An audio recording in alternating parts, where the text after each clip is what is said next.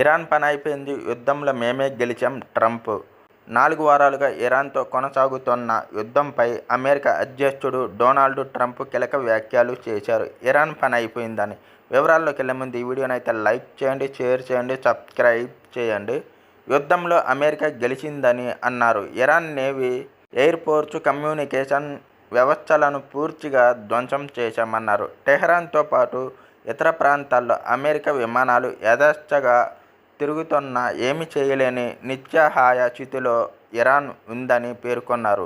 ఇప్పుడు ఆ దేశంలోని విద్యుత్ ప్లాంట్లపై మనం దాడి చేసినా వాళ్ళు ప్రతిఘటించే సిట్యువేషన్లో లేరన్నారు.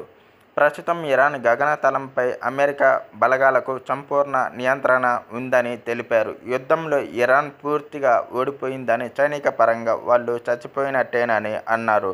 ఇరాన్ను అణ్వాయుధాలు అభివృద్ధి చేసుకోవడానికి ఎట్టి పరిస్థితుల్లో అనుమతించబోమని ట్రంప్ పునరుద్ఘాటించారు. ఈ షరతుకు ఇరాన్ కూడా అంగీకరిస్తుందని ఆశాభావం వ్యక్తం చేశారు. ఇరాన్ నాయకత్వాన్ని పూర్తిగా తుడిచిపెట్టేశామన్నారు. ప్రస్తుతం ఇరాన్తో చర్చలు దశలో ఉన్నామని, చర్చలు ఫలించి త్వరలోనే డీల్ కుదురుతుందని ఆశాభావం వ్యక్తం చేశారు. అమెరికాతో ఒప్పందం కుదుర్చుకోవాలని ఇరాన్ కూడా కోరుకుంటుందన్నారు. బేరసారాల విషయంలో ప్రస్తుతం అమెరికా బలమైన స్థానంలో ఉందని ట్రంప్ పేర్కొన్నారు.